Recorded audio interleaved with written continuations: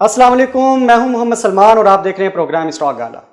आज 100 index 632 points की कमी के साथ 40,571 पॉइंट्स पर बंद हुआ। बाजार में तेजी के साथ आगाज हुआ 233 प्लस पॉइंट्स के साथ 41,438 पॉइंट पर, और फिर ये कमी देखने में आई 40,494 पॉइंट 709 माइनस पॉइंट्स के साथ। हमारे साथ मौजूद हैं स्टॉक मार्केट एनालिस्ट जनाब सईद साहब। सईद साहब खुश आमदेद। आज हमें आप ये बताएं, एक तो हम इनसे बात करेंगे आज की स्टॉक एक्सचेंज के अंदर जो भी एक्टिविटी हुई उसके हवाले से, और हम पूछेंगे कल की जो हमारी प्रेडिक्शन थी उस हवाले से आप हमें बताएं कि आज क्या मार्केट ने उस तरीके से मोमेंटम कैप्चर किया। जी सलमान, बहुत बहुत शुक्रिया। जो मार्केट का हमने कल एक प्रेडिक्शंस की थी कि बाज़ार मुझे अच्छी लगती है, थोड़ी सी एक प्रेडिक्शंस मेरी थोड़ी सी नहीं बैठी। मुझे ये लगता था कि बाज़ार शायद उतनी नेगेटिव बंद नहीं होगी, लेकिन बाज़ार नेगेटिव बंद हुई है। लेकिन कल मैंने ये कहा था कि थोड़ा समिट में फार्मास्यूटिकल के अंदर आपको काम करना चाहिए, बाज़ार के अंदर शेयर्स बेचने चाहिए। तो ये सारी चीज़ें आज हमें क्लाइंट्स को मिली हैं। फार्मास्यूटिकल स्ट्रॉन्ग रहा है सारा दिन और सिमिट सारा दिन स्ट्रॉन्ग रहा है, सबसे आखिर में ये घटा है। तो ये प्रेडिक्शंस अल्हम्दुलिल्लाह बहुत अच्छी रही हैं। बाकी जो मेरी एक वो थी कि मुझे बाजार इतनी अच्छी बंद होती हुई नहीं लग रही, ये प्रेडिक्शंस थोड़ी सी मेरी रह गई। लेकिन तो प्रेडिक्शंस होती है, खैर प्रेडिक्शन तो प्रेडिक्शन होती है ना, मतलब हम उसको ये कह सकते हैं कि हमने प्रेडिक्ट किया और मार्केट काफी हद तक उस हिसाब से उसने मोमेंटम कैप्चर किया। 80% तकरीबन हमारी प्रेडिक्शन दुरुस्त साबित हुई। अच्छा नाज़रीन, हम आपको बता दें कि आज कल की तरह आज भी 377 कंपनीज ने कारोबार में हिस्सा लिया, जिनमें से 96 कंपनीज ऐसी हैं जो एडवांस पर बंद हुई हैं और 266 कंपनीज ऐसी हैं जो कि डिक्लाइन पर बंद हुई और 15 कंपनीज ऐसी हैं जो कि अनचेंज रही। अच्छा सईद, मैं आपसे एक सवाल करना चाह रहा हूँ कि कल की बनिस्बत आज कंपनीज में भी फर्क नजर आया है, आप क्या इसके ऊपर कहना चाहेंगे? असल में आज जो है एकदम से जब 1 बजे के बाद बाजार के अंदर बिल्कुल 2-3 दिन से हम यही देख रहे हैं, 1 बजे के बाद से बाजार ने एकदम क्रैश होना शुरू किया। तो फिर एक खौफ होता है जो साइड बोर्ड की आइटम्स होती हैं, जो दूसरी जो ऐसी आइटम जो कि मेन बोर्ड से हटकर होती हैं, साइड बोर्ड में होती हैं, लेकिन कुछ आइटम्स ऐसी होती हैं जो KC 100 इंडेक्स के अंदर भी शामिल होती हैं, लेकिन वो बहुत स्लो मूविंग आइटम होती है, उनके अंदर भी वॉल्यूम होना शुरू हो जाता है, कुछ ना कुछ वॉल्यूम हो जाता है। तो उसकी वजह से हमने मार्केट आइटम कंपनीज को नजर आया। अच्छा सईद, हम आगे की तरफ बढ़े तो हमें बताइए कि आज मजमूई जो हिस्से का जो वॉल्यूम रहा वो क्या रहा? आज जो मजमूई तौर पर जिस टोटल जो काम हुआ है वो 47 करोड़ 37 लाख शेयर का काम हुआ है टोटल वॉल्यूम, और इसका मालियत बनती है 15 अरब 37 करोड़।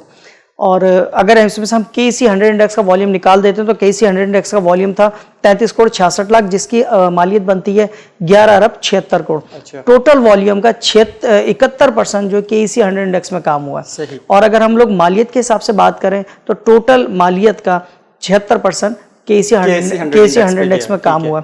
अब वो साइड बोर्ड के अंदर इतना काम नहीं हुआ, जैसे मैंने बात है KC 100 इंडेक्स है ऊपर जो हटके जो आइटम्स हैं, क्योंकि टोटल हमारी मार्केट में हमने देखा 370 कंपनीज में काम हुआ है, लेकिन इसमें से जो 100 कंपनीज सिर्फ इंडेक्स के अंदर है, बाकी उन कंपनीज में जो काम हुआ है वो साइड बोर्ड से हटकर कंपनीज है, उसके अंदर थोड़ा वॉल्यूम हो रहा है। मार्केट में हम काफ़ी सारी आइटम्स के अंदर चंद आइटम्स को देखें, बहुत सारी आइटम्स ऐसी हैं, बहुत सारे सिंबल्स ऐसे हैं जिनमें वॉल्यूम जनरेट नहीं हो रहा, लेकिन वो मुसलसल प्रेशर का शिकार है। ये थोड़ी सी पैनिक वाली सिचुएशन बनती चली जा रही है। अगर इसी को मजीद में अगर इंडेक्स की बात करूं उसके अंदर, तो आज जब हमने नोट किया कि जो KC 100 इंडेक्स के अंदर जो आइटम्स थी सारी की सारी, उसमें से 4-5 आइटम के अलावा किसी भी आइटम ने इंडेक्स को सपोर्ट नहीं किया। अच्छा। तो KC 100 इंडेक्स पर सारा दिन हमें प्रेशर नजर आया। सारा दिन तो नहीं, सेकंड हाफ के अंदर 1 बजे के बाद हमें नजर आया और उसका इंपैक्ट हमने क्लोजिंग के ऊपर देखा। ठीक है। अच्छा, अब वॉल्यूम के हिसाब से अगर हम आपसे टॉप 5 आइटम्स के बारे में पूछें तो वो जरा नाज़रीन को बताएं कि टॉप 5 आइटम्स क्या रहे आज के?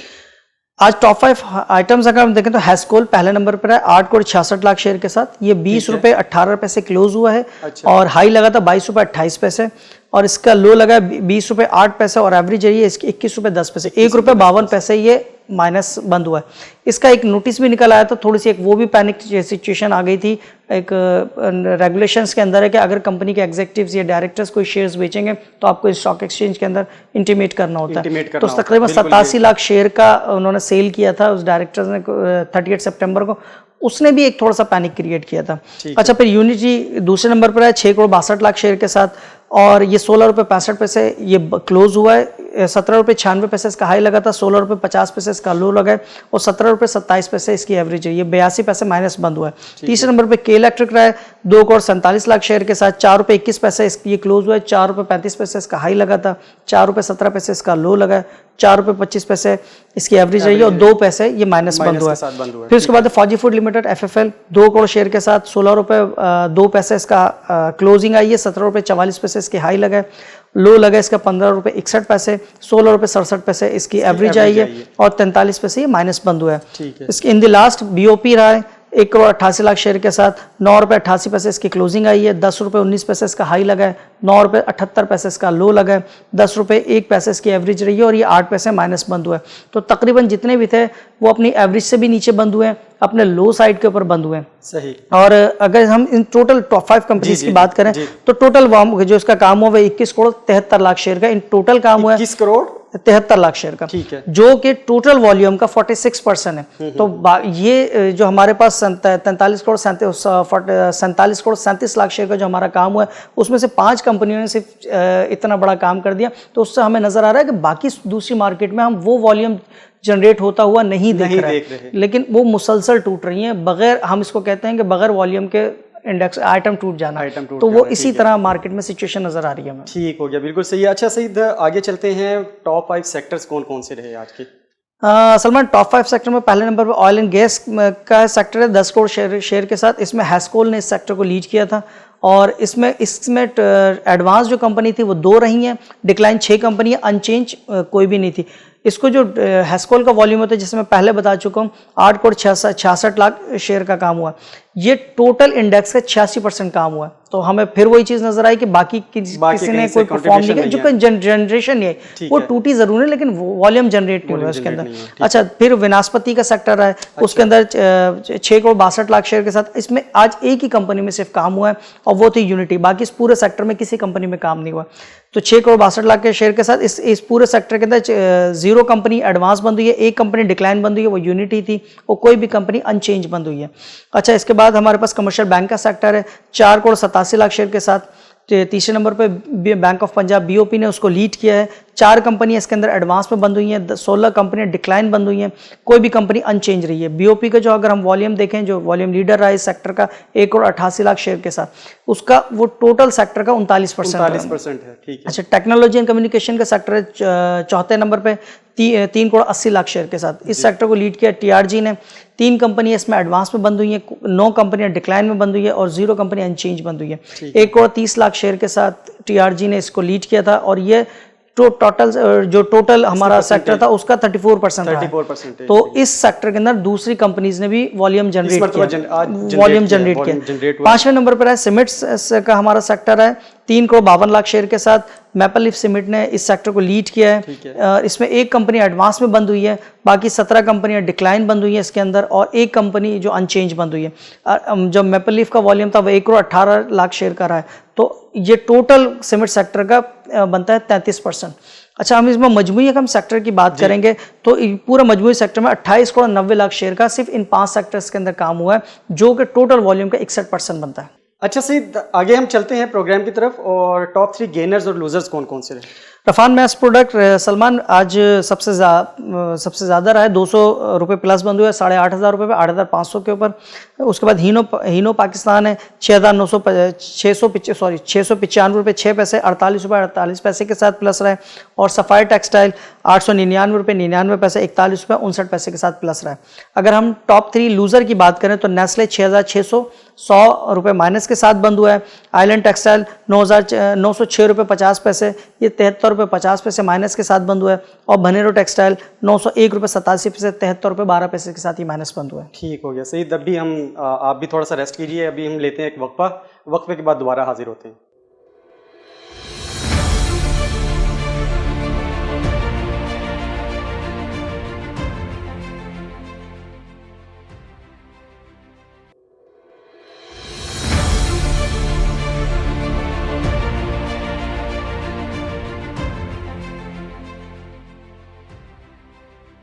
जी नाजरीन, वक्फे के बाद दोबारा हाजिर हैं और हम बात कर रहे हैं सईद साहब से। सईद साहब, ज़रा पड़ोसियों की सूरत हाल बता दें, ज़रा एशिया की क्या सूरत हाल रही?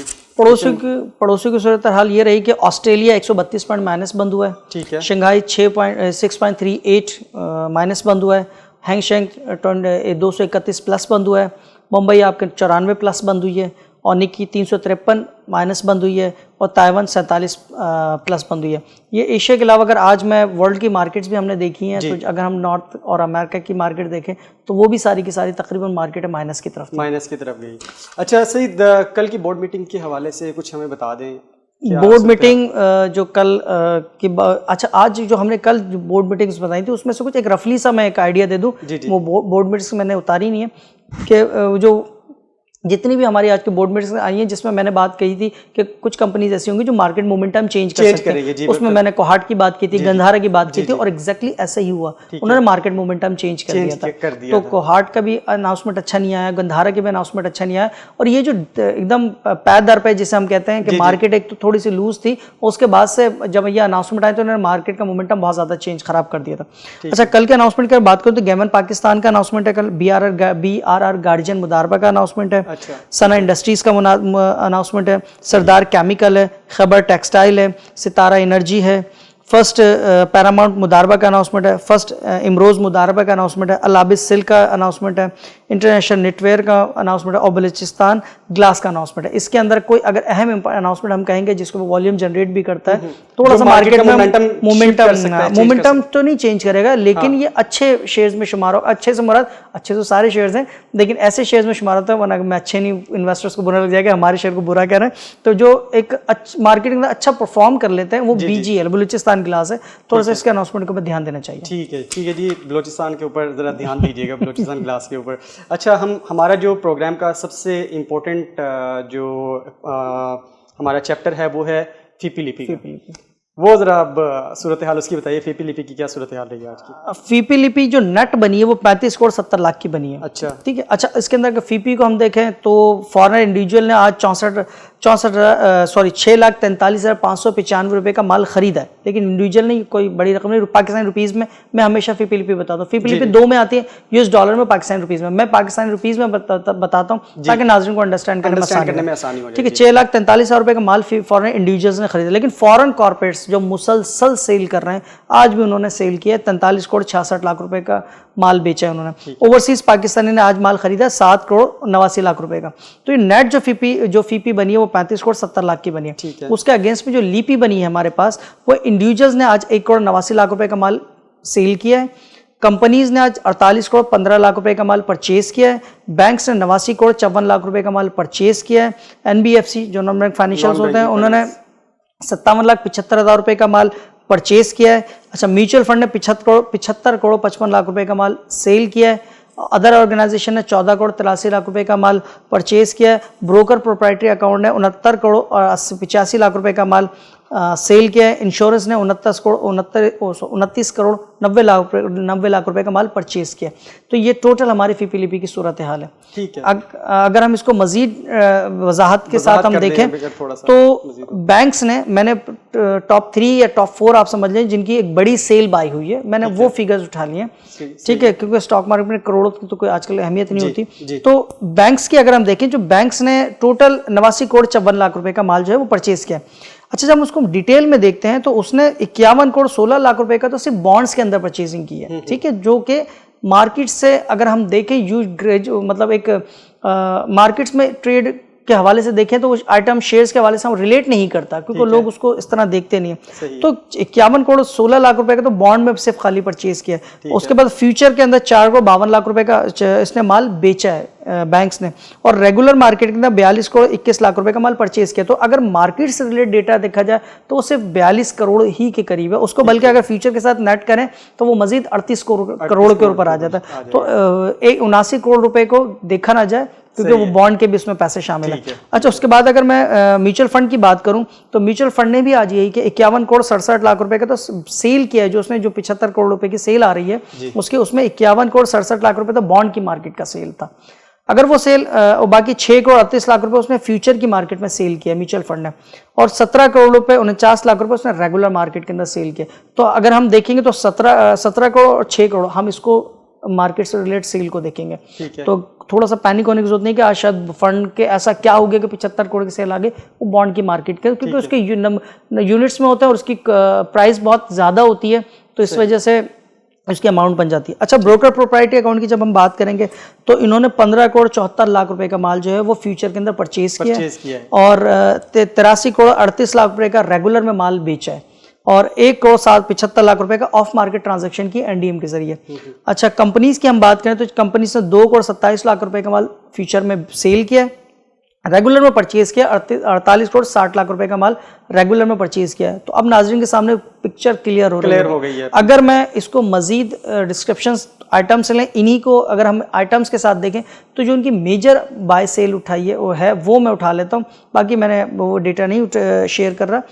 तो मेजर के लिए बैंक्स ने ऑयल एंड गैस के कंपनीज जो हैं उसके अंदर रेगुलर में 25 करोड़ 83 लाख रुपए का माल परचेज किया, ऑयल एंड गैस कंपनीज के अंदर बैंक्स ने खरीदा। ब्रोकर प्रोप्राइटरी की अगर हम बात करें तो ऑयल एंड गैस कंपनी के अंदर उसने रेगुलर मार्केट के अंदर 42 करोड़ 26 लाख रुपए का माल सेल किया है, लेकिन उसने म्यूचुअल इसी ब्रोकर प्रोप्राइटरी अकाउंट में फ्यूचर के अंदर 9 करोड़ और 96 लाख रुपए का फ्यूचर में माल परचेज किया इसी ऑयल एंड गैस कंपनीज के अंदर। तो नेट अगर हम देखें आज के दिन तो 42 करोड़ में से 9 लाख करोड़ आप निकालते हो, 33 करोड़ की आपकी सेल बच जाती है, क्योंकि वो आमने सामने हो जाती है सामने। अच्छा, ऑल अदर सेक्टर्स के अंदर रेगुलर के अंदर 16 करोड़ 24 लाख रुपए का माल उसने सेल किया ब्रोकर प्रोप्राइटरी अकाउंट ने, और फर्टिलाइजर के अंदर सेल किया है 14 करोड़ 91 लाख रुपए का रेगुलर मार्केट के अंदर उसने सेल किया। अच्छा, हम म्यूचुअल फंड को अगर देख लें तो वही 51 करोड़ 67 लाख रुपए का उसने बीएनबी की मार्केट में बॉन्ड मार्केट के अंदर सेल आई है उसकी।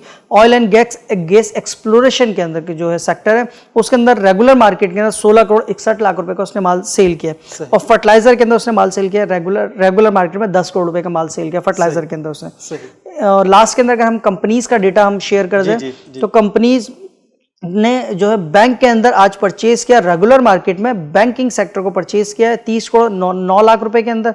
ऑयल एंड गैस मार्केटिंग का उसने सेल किया 16 करोड़ रेगुलर मार्केट के अंदर 16 करोड़ रुपए का।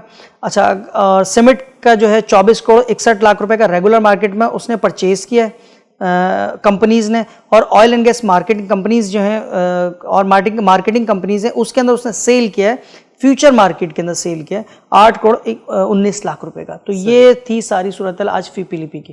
ठीक हो गया, बहुत डिटेल्ड हमारा एनालिसिस आ गया सही साहब की तरफ से। अच्छा सही साहब, आज का जो दिन था 30 सितंबर, महीना भी क्लोज हो गया, तो ओवरऑल आप क्या देखते हैं इस पूरे महीने में? अगर हम बात करें एक नाजरीन के लिए एक जनरल आइडिया दें कि पूरे महीने में कैसी रही स्टॉक मार्केट?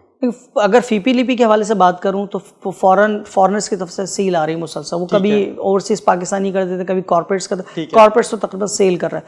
ठीक है। अच्छा, मार्केट पूरे महीने में तकरीबन आप समझ लें महीने ऑलमोस्ट हो गया, वो एक रेंज में फंस गई है, 2-2.5 पॉइंट 1,500 2,000 प्लस होती है, फिर वो नीचे की तरफ आ जाती है, कश्मकश वो एक रेंज में फंस गई। लेकिन इस रेंज के अंदर जो प्राइजेस हाई हमने देखी थी गुज़िश्ता 2-3 महीने 2 महीने पहले, वो अपना हाई नहीं टच कर पा रही हैं।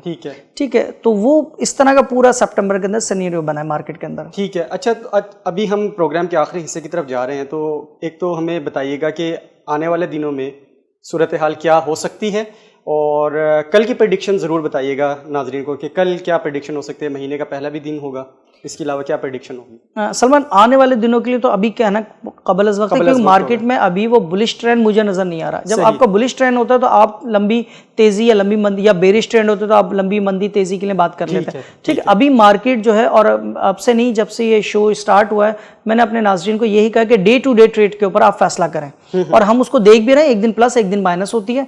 ठीक है, आप ना लंबी मंदी कर पा रहे हैं ना लंबी तेजी कर पा रहे हैं, तो इसलिए डे टू डे अभी ट्रेड करना है। कल के लिए अभी मार्केट मुझे थोड़ी सी पैनिक सिचुएशन ही लगती है बाजार, और मुझे लगता है कि कल कम से कम पोजीशन नई पोजीशन नहीं लेनी चाहिए। अगर मार्केट आपको, हमें लगती है, क्योंकि मार्केट से ऐसा लगता है कि जो मार्केट प्लेयर्स हैं उनका इंटरेस्ट थोड़ा सा खत्म होता हुआ नजर है। ठीक है, इसकी क्या वजह हो सकती है इसकी? देखिए, कंपनीज के अनाउंसमेंट्स आते जा रहे हैं। अब जितनी भी 38 जून की कंपनीज थी जी। उनके अनाउंसमेंट आते जा रहे हैं, वो अनाउंसमेंट अच्छे नहीं है क्योंकि पैंडेमिक सिचुएशन थी। ठीक है, ये सारी चीजें थी, वो उसका कंपनीज के ऊपर भी फर्क पड़ा है। अब वो जब सारे अनाउंसमेंट खत्म होते हैं तो वैसे ही हमारी मार्केट थोड़ी सी डल हो जाती है, नीचे की तरफ आ जाती है क्योंकि वो इंटरेस्ट खत्म हो जाता है। ठीक है, तो इसमें मैं माजरत आपकी बात काट रहा हूँ, इसमें पैनिक होने की जरूरत तो नहीं हमारे इन्वेस्टर्स को, जो फॉरेनर्स हैं या हमारे जो इंडिविजुअल इन्वेस्टर्स? देख, फॉरेनर्स तो मेरा ख्याल है कि पैनिक है, वो ऑलरेडी सेल कर रहे हैं। सही है। ठीक है, अभी जो बाजार जो मैं ये असल में इम्कान की जो सूरत हाल है ना, इसको लेना चाह रहा था कि जो आप देते हैं ना, हमें बता देते हैं इस चीज़ को, तो वो नाज़रीन को पता चल जाए इस चीज़ का। इम्कान तो अच्छे नहीं लग रहा है। हाँ, ठीक है, इम्कान अच्छे नहीं लग रहे। बात वही है कि इस दौरान अभी 38 जून के अनाउंसमेंट खत्म हो गए, आई थिंक शायद सितंबर के अंदर जो है हमारे शुगर्स इंडस्ट्री के अनाउंसमेंट होता है क्योंकि शुगर का ईयर एंड सितंबर है। ठीक है, फिर शुगर्स के अनाउंसमेंट होते हैं, लेकिन शुगर के अनाउंसमेंट मार्केट पे इफेक्ट नहीं डालते। फिर दिसंबर में जाके इंश्योरेंस और बैंक के अनाउंसमेंट आते हैं, तो वो थोड़ा सा बैंकिंग सेक्टर हमारा चलता है। फिर 3-3 महीने के अनाउंसमेंट जब आएंगे कंपनीज के, तो अभी सारे हम पैंडेमिक सिचुएशन से बाहर निकले हैं, बहुत सारी प्लांट्स अभी शुरू नहीं हुए, जो शुरू हैं वो फुल स्ट्रेंथ के साथ नहीं चल रहा है, तो हमें इम्कानात तो अच्छे नजर नहीं आते। लेकिन ये कि बाजार के अंदर अगर आपने शॉर्ट सेल भी कर रहे हैं, या अगर मैं परचेज तो खैर खासतौर पर कल के लिए तो मना करूंगा, लेकिन अगर परचेस एक चीज बनेगी कल के लिए, अगर आपको शुरू के अंदर हमें 10 बजे के अंदर कहीं हमको लगता है 250-300 में बाजार माइनस लगती है, जो कि आज एक बंद हुई है, और लगती भी है कि बाजार तकरीबन 150-200 के करीब माइनस को लेगी, तो वहां से आपको एक अच्छे फार्मास्यूटिकल एज मिल सकता है आपको, कि आप सेलेक्टिव आइटम के अंदर काम करें। कि अब मुझे ऐसा लगता है कि बाजार 250 माइनस है, लेकिन ये आइटम 250 के हिसाब से ज्यादा माइनस है। मतलब अगर एक आइटम का फ्लोर बनता है 15 रुपए और वो तकरीबन फ्लोर के करीब है, तो उसमें एक चांस लिया जा सकता है, ठीक है ना, उसमें शॉर्ट सेल नहीं करें। तो इसी तरह के आइटम्स को सेलेक्ट करके काम किया जा सकता है, शॉर्ट सेल पे भी और लेने के लिए भी। बिल्कुल ठीक है, कल की सिचुएशन ये बनती है। ठीक है, बहुत शुक्रिया सईद आपका। नाजरीन, आप हमारा ये प्रोग्राम देखते रहते हैं, और आप हमारे फेसबुक पेज बिजनेस एचडी के पेज के ऊपर भी इस प्रोग्राम को देखिए। अगर आप कोई क्वेश्चन, कोई सजेशन और कमेंट्स करना चाहते हैं, कोई क्वेश्चन करना चाहते हैं, हम इस प्रोग्राम को मज़ीद बेहतर कैसे कर सकते हैं, क्वेश्चंस आप करना चाहते हैं सईद साहब से, तो आप ज़रूर क्वेश्चंस भी कीजिए, हमारे यूट्यूब चैनल को भी ज्वाइन कीजिए और हमें फीडबैक ज़रूर दीजिए। देखते रहिए प्रोग्राम स्टॉक गाला। मुझे दीजिए इजाज़त, अल्लाह हाफिज़।